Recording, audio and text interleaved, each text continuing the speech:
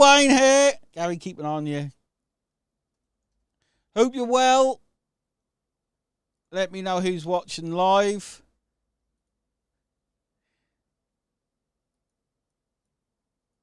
Welcome to this week's Mega Hotseat. Let me know who's watching live, says Marie.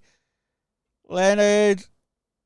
Charlie said he's waiting to join. Hopefully you can see me, Charlie. Leonard says, hello, Batman. Sven is watching live. That's good to hear. Sven is watching live. Eddie's here. Erica's here. That's unusual, Erica. You're not normally here. Who else have we got? I want everyone to say hello, Batman.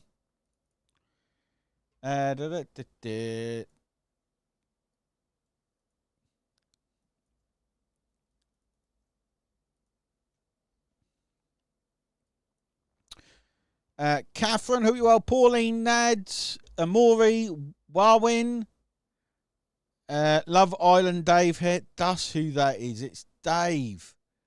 Good old Dave. Hope you're well, Dave. I haven't seen Snowman for a little while, Dave. You might have to bring that back.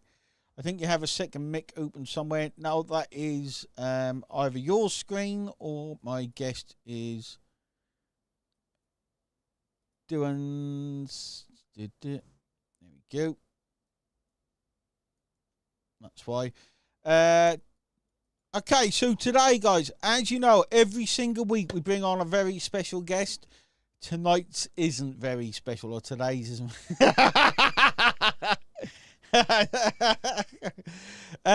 Today's is, you're not on the screen yet, mate. You will be in a sec. I'll tell you when. He come on really late. I gave him the link really early to join us about 30 seconds ago, but he is here.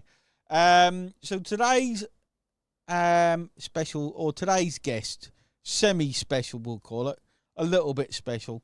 Hi, Scott, William, Rowena, I think I replied to you in Teams. Ron, how are you, mate? So today's super semi-special guest, I'm going to bring him on. Some of you will know him. A lot of people know him as the Man in the Hat. Some people just know him as Gary. You're live. No swearing, please, mate. How are you? Sorry.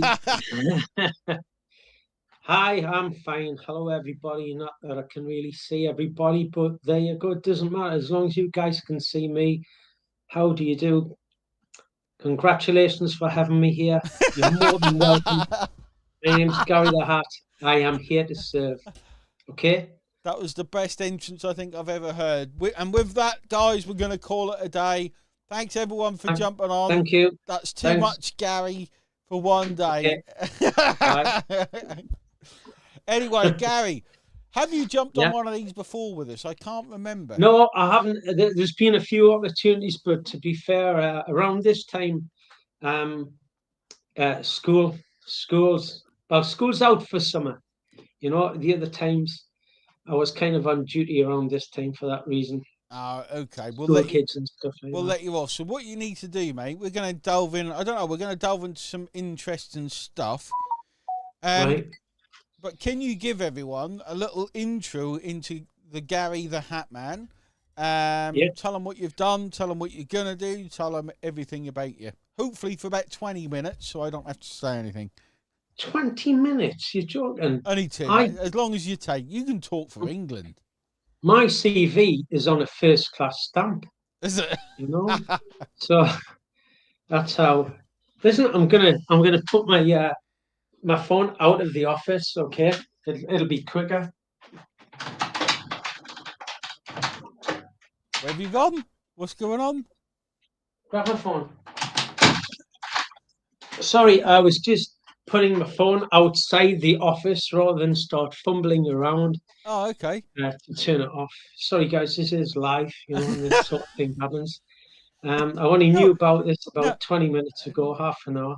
Stuff like this doesn't happen. No one's ever left alive before. And I'm like, where's he gone? No one's ever done that before. So it's a world's first. So, Gary, tell everyone about yourself. Okay, my name is Gary Abella, otherwise known as Gary the Hat, of course, as Wayne has made clear. I am from the UK. I am based in Newcastle upon Tyne, North Tyneside. Thoroughbred posh Geordie, to say the least. My background, I've owned many small, medium enterprises in my time. My core business, I would say, was that of real estate. I'm a former real estate business owner, and I've always got, probably over the last 10 years or so, in my time as a business owner, I did both online and offline business sales activities.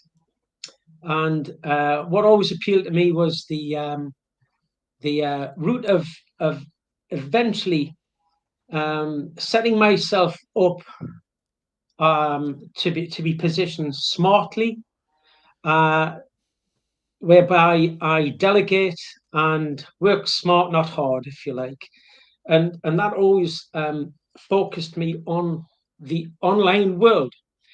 And the strategy, let's see, well, we've all been there. We've bounced about. The old shiny penny syndrome comes to mind with a lot of us. Is that Even Wayne, similar I to guess. is that similar to Yeah. the shiny object? Yes. Yeah. Yeah, That's exactly it. the Yeah. same. Exactly the same. Exactly the same, but not different. So eventually, my focus, my sights, my interests were that of affiliate marketing. You know, and I delved into that here and there over the years, and got very interested in it. But I found when I went into depth, um, I was never too efficient, although I had my moments of success. Then, of course, I started becoming more interested in the high ticket element or aspect of affiliate marketing. And on my journey, eventually I got to know Wayne. I became more interested in Wayne. I knew Wayne. I've known Wayne longer than he's known me, actually. I remember when Wayne, you were A lot a of solo years ago. entrepreneur. Yeah, remember A those days, solo ads, yeah. Yeah. And yeah, I got to where I thought, I really ought to be involved in affiliate marketing where I feel is my forte. And that would always bring me back to sales. And as a business owner, we are all salespeople. You're selling your service, you're selling your products, Selling yeah, yourself. exactly, yeah, and closing accordingly. And what better than submerge myself into the business ownership elements of a high ticket platform, and that's what enabled me to get closer to Wayne and the whole platform, the product, the strategy, the relationship. And when I had the opportunity of joining, not only at a lower level but at a higher level of VIP, that that sold it to me, if you like. That was closure. But then to move into my skill set, if you like, my area where I was comfortable, I think was all about relationship with Wayne and myself, and the main um, group team, which I think I achieved when we met over the last two seminars. Yeah. Yeah, over the last two Mm-hmm. in-person events. Exactly. Yeah. I was like, Exactly. who's this person keep following me round everywhere? Yeah. Who's this Who person is that's he? calling my wife and turning Yeah. up for dinner? Yeah, who's Yeah. this guy knocking on my door? Why is he following me Yeah. everywhere? Yeah. He always wears a hat and he's extremely handsome. And It that's why my wasn't wife likes it, talking. yeah, it wasn't you, by the way, mate. It was someone else with a No, hat. no. You know. But yeah. So yeah, it's getting back to the whole thing. It's all about relationships, whatever level you are at in OLSP, in life itself, in business, in work. in your job, all walks of life. It's all about relationship value, and I think I've built up that rapport in the right places for me. And now I'm going to step into sales, and it's on a high ticket, low to high ticket level, I'd say initially, and that's it. I'm going to bring my contribution of life, wisdom, business interests, call it what you like. I'm going to bring that on the table, and I'm going to make things happen, and I'm going to smash it for Wayne. I'm going to use transfer of authority where I know best.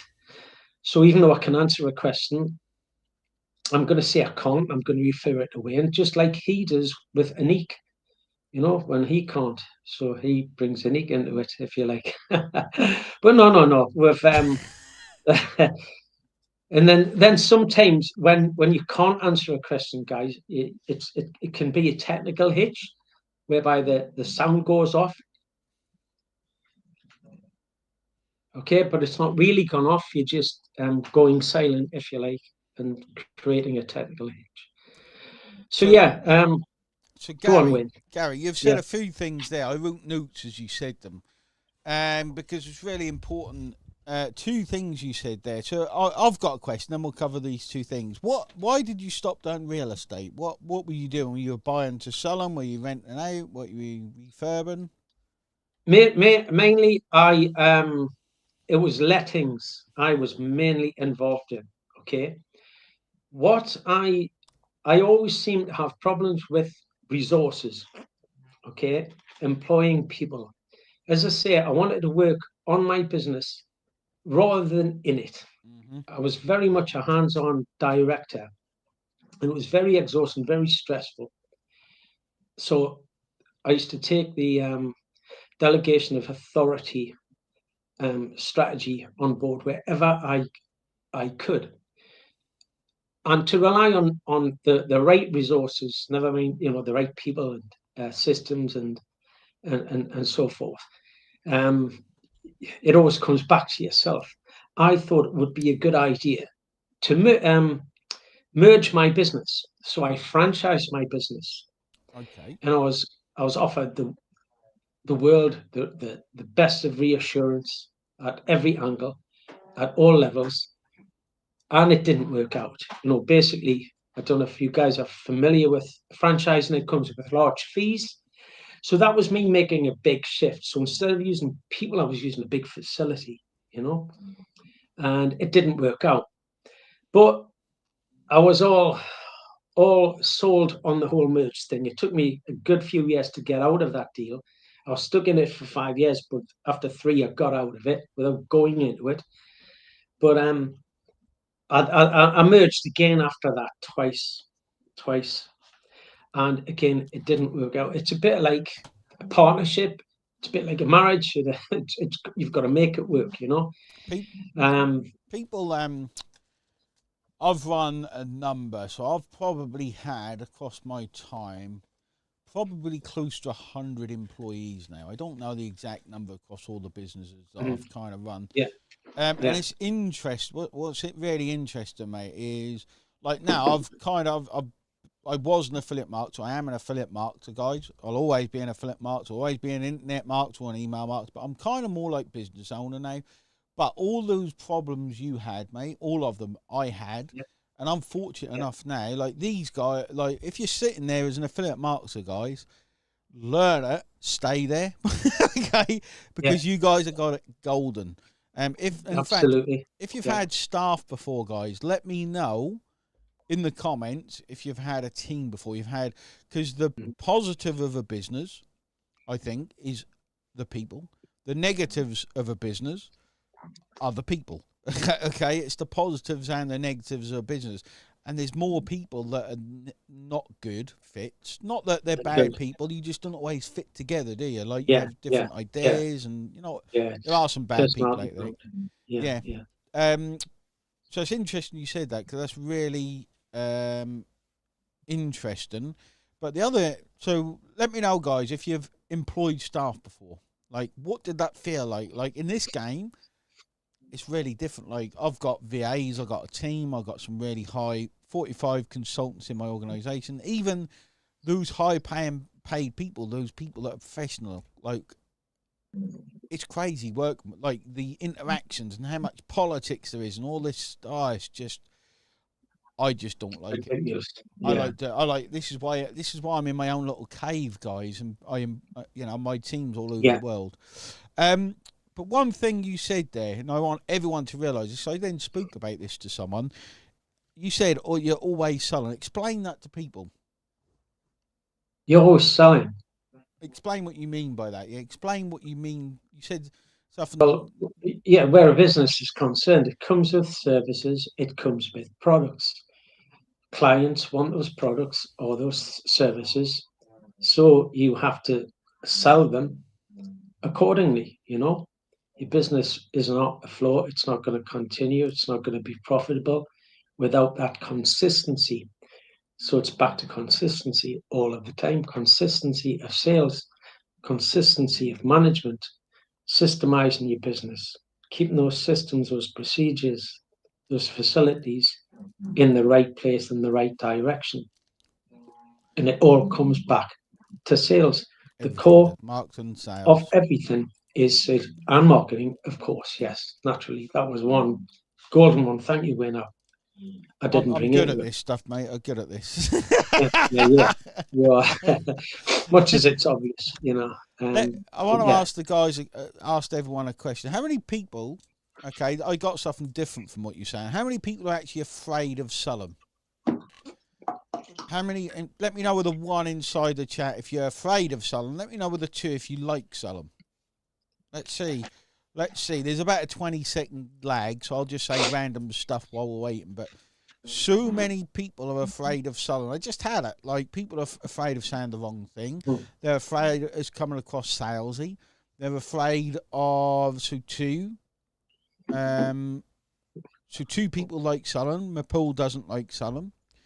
Most of the time, guys, if you enjoy the art of selling, okay, if you enjoy the art of selling, you can learn like nothing else online because you really see into people if you enjoy it.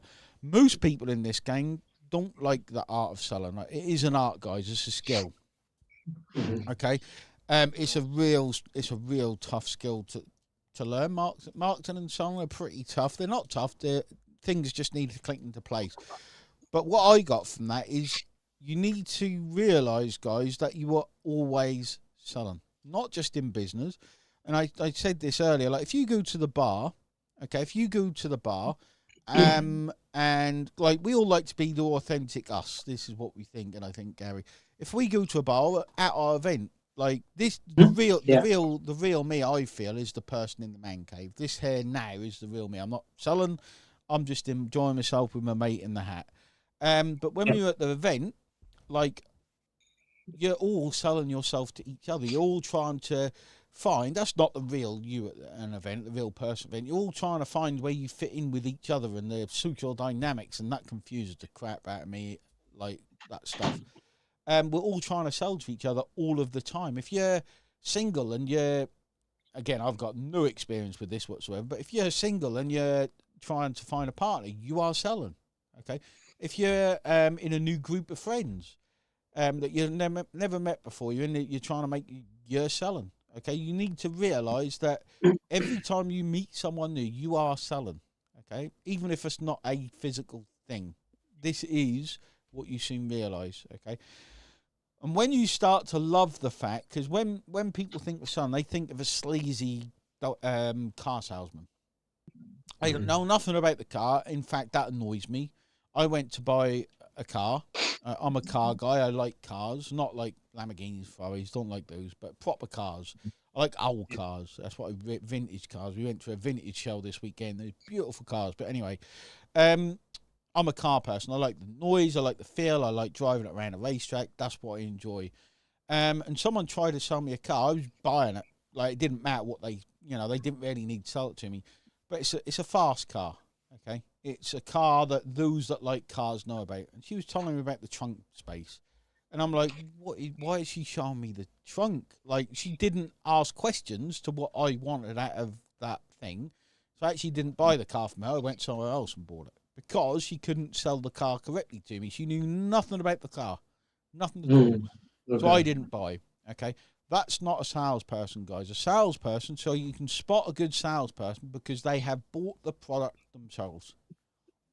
That's how you can spot a good, because they're invested in that product. They want that product. They know what that product can provide. That's how you can tell a good salesperson. They want to get to know the product. Otherwise, they're just there to make money. Their heart and soul's not in it, if that makes sense. The other thing you said, which I want to explain, so with porn, I love it, but I must know the person fully so I know what they want and need. I get it, Paula, but a good salesperson will establish that very quickly. Okay, there's lots of things like the time you.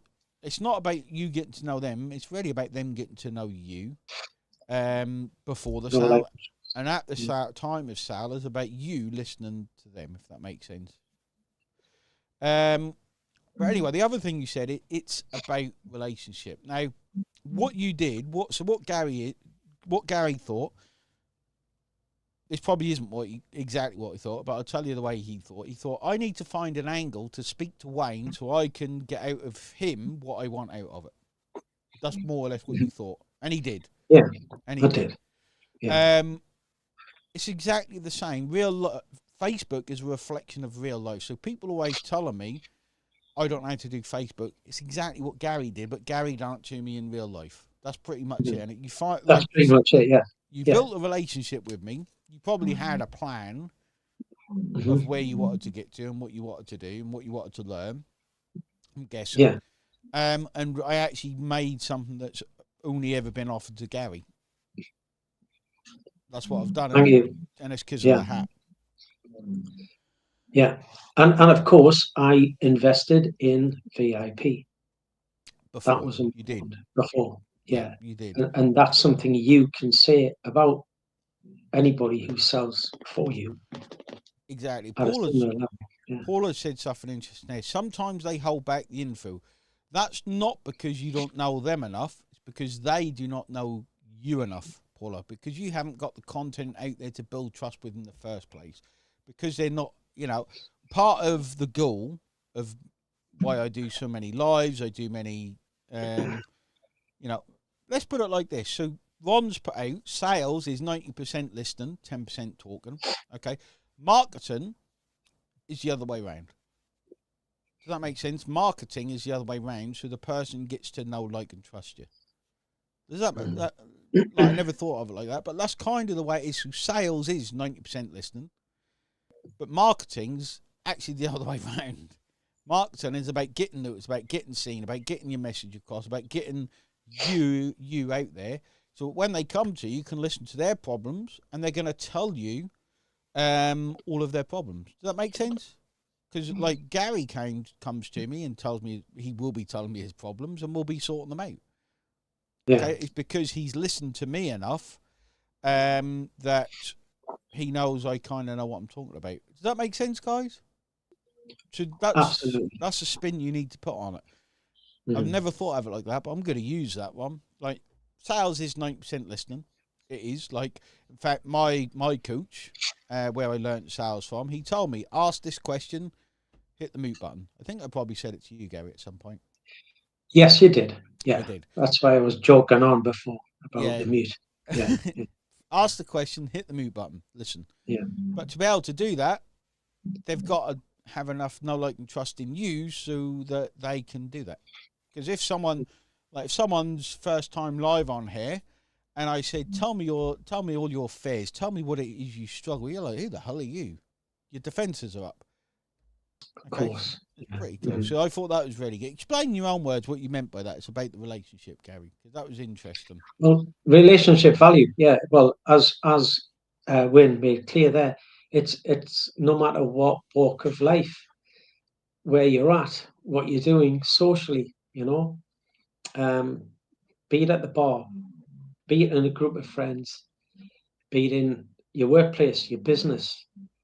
It's all about relationship. You've got to come across yourself, get that level of relationship in the right place. We're back to know, like, and trust again. You're selling yourself in the most natural way of your self ability. You're being yourself. You're allowing it to sell itself. There's no persuasive value. It's just all about personality value. And that's where relationship comes into it. Your relationship with the product, with the service, and with the person who you are shaking hands with, and going further into the process, if you like. Does that make sense? Not really, mate, but I get it. Yeah. Well, I get it. And yeah. Exactly. Establishing trust and relationship first is key. Yeah.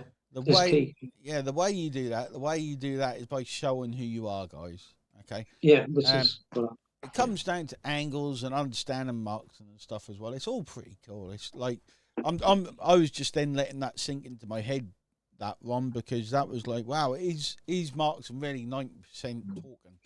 And if you think about it, of course it is. Mm-hmm. Like, how else can you build that know, like, and trust for people? I can't just sit here and say nothing and people build that know, like, and trust. When it kind of makes sense. Something's just dropped in my head. And this is what it is, Gary. All the time you're getting these little aha moments where something just settles into the back of your brain and builds that knowledge. Okay. Yeah. Selling ourselves first, kind of, Julie. Yeah, I like that. So, anyway, Gary, it's been 30 minutes already, mate. It's gone really quick. 26. You're on for about 25 of those. Okay. I want you to leave because I have messed my day up completely. I didn't put the Mega Hotseat in my calendar. I've been useless. So I've done, so you know, guys, every day I do a challenge. Every single day. I've done hundreds of them. Literally, I don't know how many, 300 maybe, I don't know. I've missed one in the past few years. Last week, I missed 2. Like, I don't know what's going on with me. I think it's age. I think I'm getting old.